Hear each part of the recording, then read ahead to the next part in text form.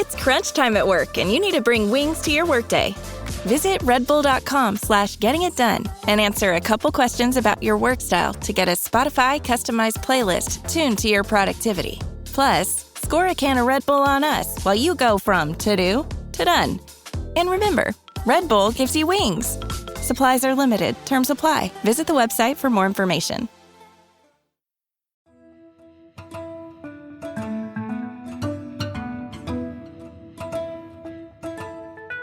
For the News and Observer, I'm Dawn Vaughan, your host for this episode of Under the Dome for the week of Monday, May 1st, 2023. I'm here today with my politics team colleagues, Luciana, Perez Uribe, Guinassi, and the newest member of our politics team, Korie, who's moved over from another beat here in the NNO newsroom to cover higher education, which, as all our listeners know, has political factors in it as well. So this past week was another busy one at the General Assembly. This coming week will be another busy one at the General Assembly. The reason for that is the crossover deadline of May 4th. So may the 4th be with you for crossover. Crossover means a bill needs to pass at least one chamber to be considered this session, with exceptions for bills like the budget or bills that we'll find out as a surprise later and get an amend. But in general, most bills have to get through crossover. But before we get to crossover, let's talk about the 3 North Carolina Supreme Court decisions that came down Friday, just as we're recording earlier, a now scrapped version of the podcast. Those decisions came down on Friday. We haven't yet all read the over 400 pages of the decisions, but we at least know the gist. And so here it is. The Supreme Court, for those of you that don't know, is majority Republican now. It was majority Democrat before. 2 rulings were made in December during that lame duck time of the majority Democratic Supreme Court. Now the majority Republican Supreme Court said, here's our turn to reverse basically what you did. So they reversed 2 decisions on redistricting and voter ID, and issued a 3rd ruling denying voting rights for some people convicted of felonies. So let's see, the 2018 voter ID law was struck down by the court in December, saying it was racially discriminatory. A lower court had restored voting rights to people convicted of felonies who are out of prison but remain under state supervision. And then as far as the maps go, it looks like we're going to see redrawn congressional maps, which is significant because right now it's 7-7 Democrats and Republicans, and there's probably a good chance it won't be like that after they're redrawn. So that's a really quick recap. As I said, it's 400 some pages. Luciana, you looked a little more into what the decision was about people convicted of felonies. So what does this mean? Yeah, so the Supreme Court reversed a trial court ruling, which gave people convicted of felonies who were serving sentences and who had any court fees pending to pay the right to vote while serving those sentences. And so they essentially reversed that trial court ruling, which means that thousands of people could lose the right to vote. And yeah. All right. So as you can tell by us talking on Friday, we're mid-writing all these explainer stories of exactly what this means. But of course, we wanted to make sure you have something to listen to on your drive to Raleigh on Monday for those lawmakers who aren't in the Triangle area. And if you thought you didn't have anything to do until Tuesday, well, surprise, you better get here because House Judiciary is meeting at 3 o'clock on Monday. And there are several bills: Community Association Oversight Division, Respiratory Care Modernization Act, Second Amendment Financial Privacy Act, Healthcare Practitioner Transparency Act, and twice as many as that. And then the Senate, there's education. Higher education meets at 4. So if you're in that chamber, better get to Raleigh. You have something to do today. Or if you don't listen to this till Tuesday, you're late and you missed your meeting. And the Senate rules and voting session. So Korie, you've all been thrown in immediately to higher ed, not much of a segue. So you've already covered some things this past week. So what's already been moving recently? Yeah, so I covered 2 House bills this week. One is House Bill 607, which kind of takes a UNC Board of Governors policy that passed in February and would extend it to the state's community colleges. So it deals with what the Board of Governors are calling compelled speech. And that's just kind of the idea that in hiring or in admissions practices, universities and colleges would not be able to ask applicants about their opinions, beliefs, views on quote, matters of contemporary political debate or social action. So it's kind of broad, but, people, opponents kind of say it could target diversity, questions about diversity. The proponents of it say that it would kind of make the processes better for conservative students, conservative employees who would not be, required to say whether they agree with certain political opinions. So that was in committee this week, got a favorable report. And then another House Bill 715, that was supposed to be heard in committee this week, but it was pulled from the calendar. So still trying to see where that's going or what will happen. But that would, among several other things, eliminate tenure for future faculty hired at colleges and universities. So faculty say that tenure protects academic freedom. So, they're worried about having that potentially eliminated. So, and then looking ahead to next week, Senate Bill, I think it's 692, the Community College Governance Bill will be in committee. And I know that, Luciana, you've covered that more than I have since we've been in a little bit of a transition. But that's another higher ed bill and topic to look forward to. Before we get to community colleges, the two things with the compelled speech and tenure are a lot about hiring. People, of course, know that's the vacancy rate for state employees across North Carolina is getting incrementally bigger over the past few years, has not bounced back from the pandemic, and it's more than 20%. And a lot of that is state agencies. Are you hearing anything about how these changes will make it easier, harder to hire and to recruit and retention? Or is there any thoughts on that from people that are already working there or trying to get people to work there? So specifically regarding tenure, I talked to two professors at UNC this week who said that eliminating tenure would make it very difficult to attract faculty. That's an attractive offering for faculty when they're looking for a job because it, provides job security, allows them to, teach about topics that might be viewed as controversial. So, the faculty I talked to said that it would kind of make the, public colleges in North Carolina a bit of a pariah, that people wouldn't want to come here. Yeah, and they said the bill, as it's written currently, wouldn't affect faculty who currently have tenure, but, I think that there's obviously a worry among faculty that, that might be next, or that they, still might, or that they might feel less comfortable teaching topics that they do now, even if they have tenure. So, at least from the faculty perspective, seems like it'll affect that.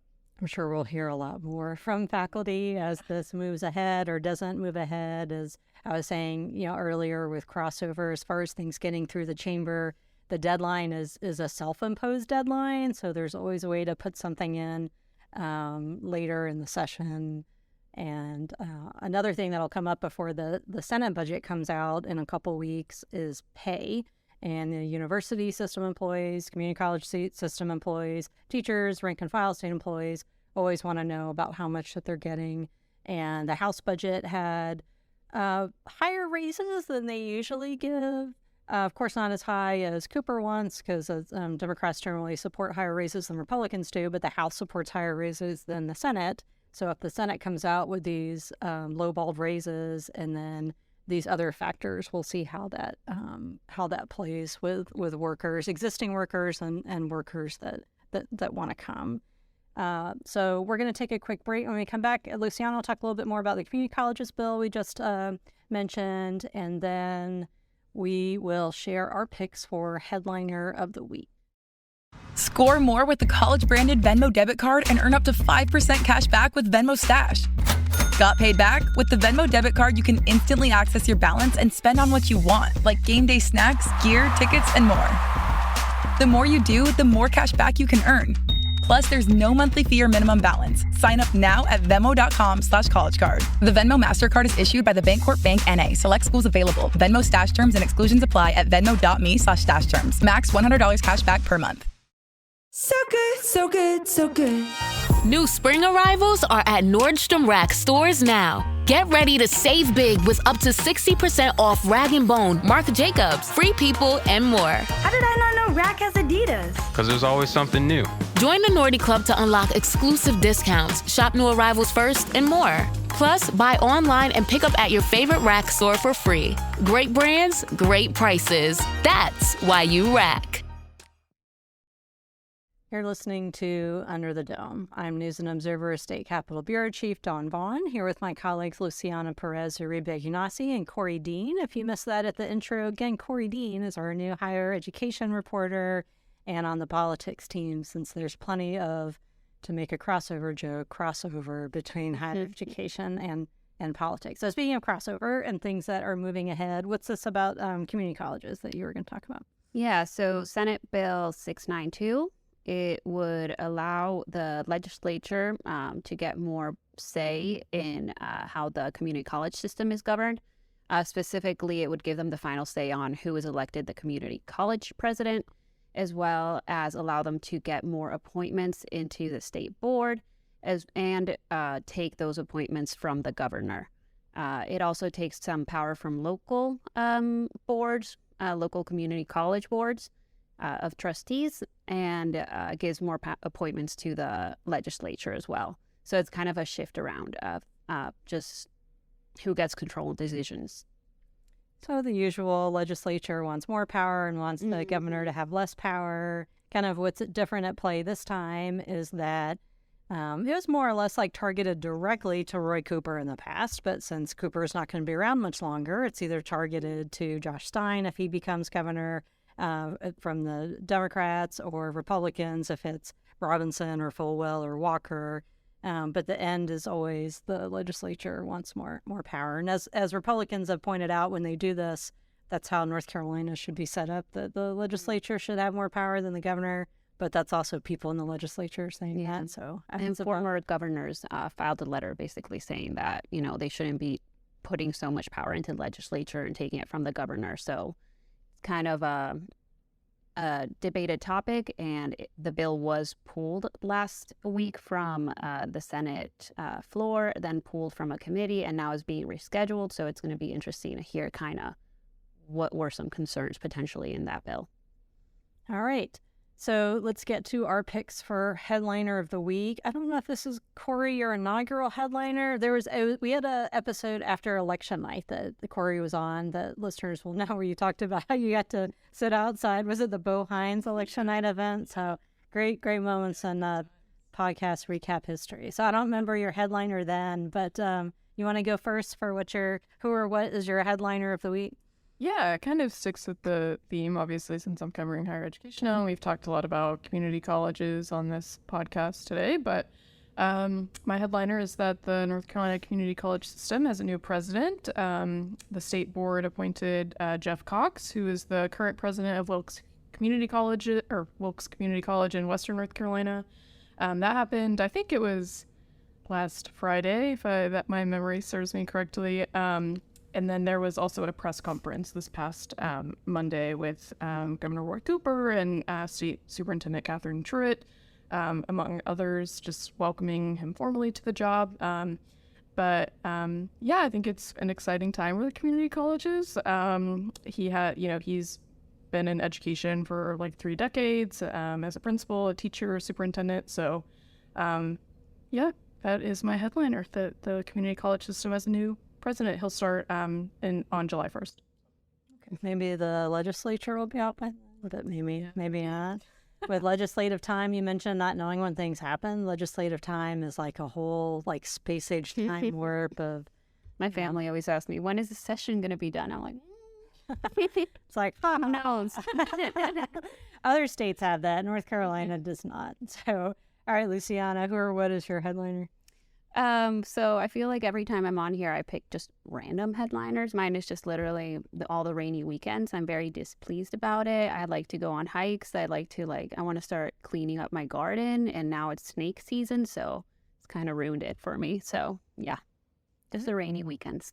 You kind of threw snake season in there. Yeah. Basically, I wanted to rake underneath my house and like get my garden ready before it became snake season. But because it was rainy every weekend, I couldn't. So just, not pleased. I saw on Twitter that it's rained, I think, 15 of the 17 weekends so far in Raleigh this year. So that's a lot of rain. Yeah.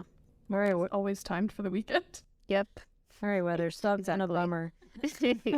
We have stuff to do. So my headliner is Newsy. Like I said, we're recording this Friday and our schedules got all thrown off. So it looks like we were not able to cover this. But I wanted to let people know Representative Justin Pearson, who's one of the Tennessee 3 state lawmakers that were briefly booted from their legislative seats in Tennessee. Their legislature. Pearson was in town as we're recording this at the end of this past week to speak at the North Carolina Black Alliances Summit. And he, I guess in the context of North Carolina, could something similar like what happened there happen here? I would say probably not. I don't think so, or a version of that. But you never know. That's what makes the legislature fun. There's a bit more decorum involved, even when there's not decorum involved, as far as how they treat each other. So I think if somebody tried to boot someone from, I don't think that would go over very well. And those of you who remember the House budget veto override from 2019 with Representative Deb Butler and Speaker Moore, they're both still here and still talking and pretty cordial, more or less. So nobody got taken out, and things so far have been, relatively friendly still. Yeah, they've been relatively cordial. Yeah, so we'll see if that lasts or not. All right, for Luciana and Korie and me, I'm Dawn Vaughan, the News and Observer. Thanks for listening. Happy crossover week, and we'll talk to you next time. For more from our politics team, subscribe to the News and Observer at newsobserver.com/subscribe.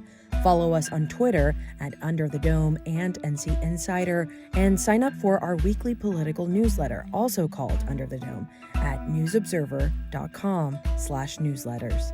Thanks for listening.